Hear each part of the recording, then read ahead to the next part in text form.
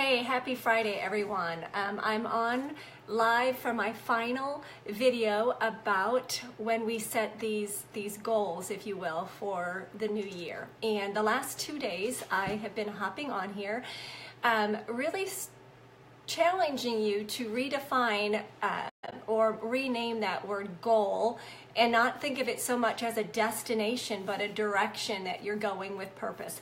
Now, I'm not talking about business goals or anything like that. I'm talking about, hey, Julie, I'm talking about those personal goals that you might have. So let's just take the business goals off the table and talk about your personal goals and renaming them instead of goals or thinking about them, hello, Angela, as destinations, just simply thinking about them as these directions that you want to go in 2018, directions that you want to go with a purpose. Hi, Sandy. So the last 2 days, we've been talking about, or I've been talking about, you really leaving space for your soul to breathe and grace to take root, because there's so many times when we want to beat ourselves up because we did not achieve whatever that means. Hi, Deborah. Whatever that means, we didn't achieve it. So we set ourselves up for failure, and we do not want to be part of that. So yesterday, I brought up some questions that you need to ask yourself, or I think, hi Ellie, that I think you need to ask yourself. And the first question was, who do you want to be in 2018? Remember, I talked about how we are human beings, not human doings. So who do you want to be in 2018? Is it somebody who is physically fit, who writes a little bit more, who organizes their house a little bit more, whatever that is, who simply has date nights with their spouse or date nights with their individual kids? Who do you want to be in 2018? And think about it as a destination that you want to, a direction that you want to move in. Second question was, why does being that kind of person matter to you? What does it matter? And if you have been on, hi Maggie, if you've been on the last 2 days, you will see that I'm really digging. I'm not just making a blanket goal or throwing something out there. I want to lose 10 pounds this year, or I want to win a marathon or whatever. I'm digging a little bit deeper. So why do you want to be that person in 2018? And then yesterday, the third question I had you ask yourself, or I've been asking myself, is, so this is the kind of person I want to be.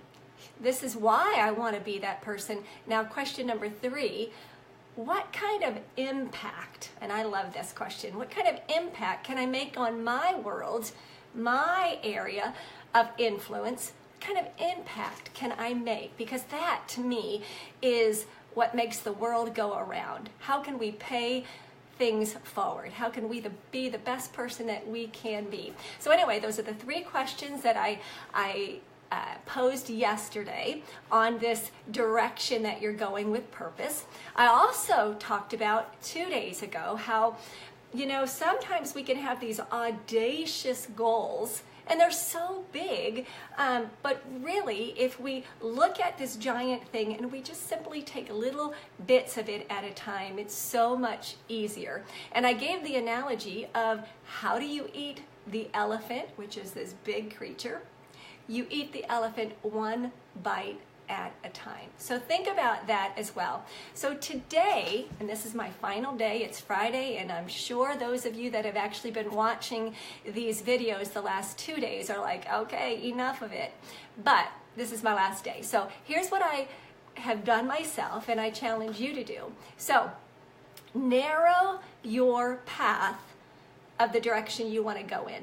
So that just means that instead of 50 things that you want to do, hi Shannon, instead of 50 things that you want to do this year, narrow it down and pick a few, because when we start throwing out these audacious, big things that we want to accomplish, and there's so many of them, you really are setting yourself up for more failure than you can even imagine. So narrow, hi Matt, so narrow your path and pick out the ones that mean the most to you now? So instead of saying, I want to be a healthy person, narrow it down and say, what does that mean?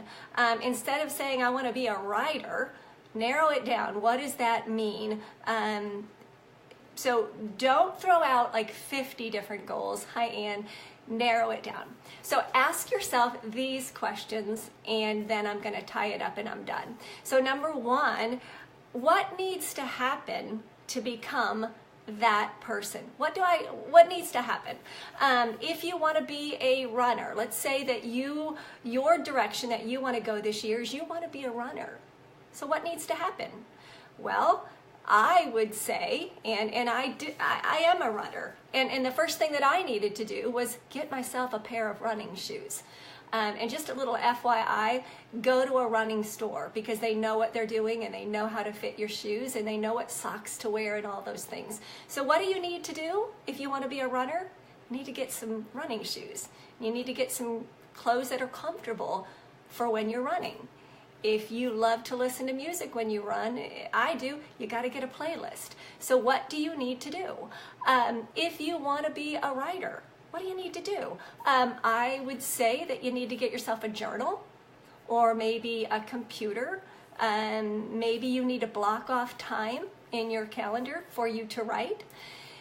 Maybe you want to organize your house. So then you've got to have a plan. What can you do? Your action steps. What can you do to get those to come into place? Yesterday we talked about maybe you're that person who wants to go on date nights with your spouse, or take kids, your individual kids on date nights or date days, whatever. What do you need to do? You need to block off some time. So question number 2 that you can ask yourself is, what do I need to do for the next 30 days to go in that direction that I've decided with purpose? I'm sure most of you have heard, but it takes 30 days. Usually, on average, it's about 30 days to create a habit. So what can you do for the next 30 days? Sorry about that, I just had an alarm come through. But what can you do for the next 30 days to get you on your way? So here's some examples. If you want to run, and let's say you work outside your home. So when you get home from work, put your running shoes on. Every day for 30 days, put your running shoes on. If you don't work outside the home, then put running shoes on right away. That's just a habit that you'll get into, and maybe, if it's not every day, maybe most of those days you'll start running. If you want to write, lay out your notebook in a place that you know you're going to sit down and write every day. Set a goal. You're going to write 300 words. That's my goal. That's my direction that I want to go into this year. If you want to be organized, maybe it's picking a certain room in your house for the next 30 days, even if it's a little bitty thing. Maybe it's organizing your forks, knives, and spoons. What can you do for 30 days to get you in that habit? Okay, maybe if it's going on date night with your husband or wife, it's for the next 30 days, you're making a list of places you'd love to go with your spouse, whether it be a restaurant or a park or some sort of a concert that you want to attend. Get into that habit so it's on your mind.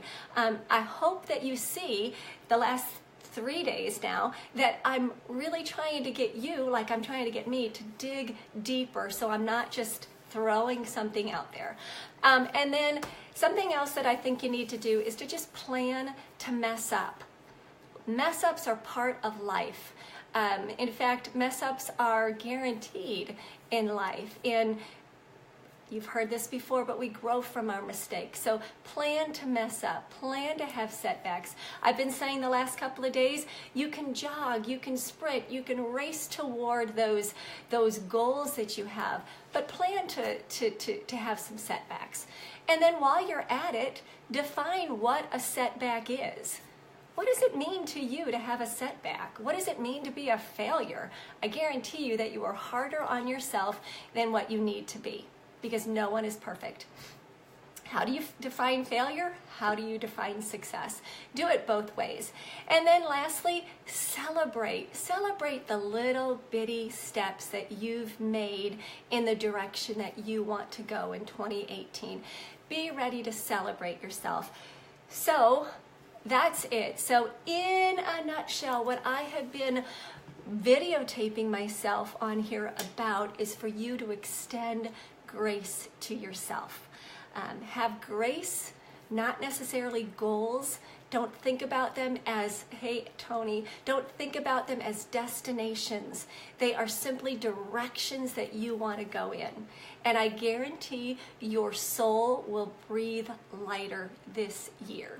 And I can almost guarantee that you're going to have more grace for other people too, because they're in the same boat as you are. So that's it, guys. Have a great Friday. If you got any value out of this, certainly share it, pay it forward like I love to do, because people have paid it forward to me and they speak into me. So enjoy your Friday. Stay warm wherever you are, and I will talk to you guys later.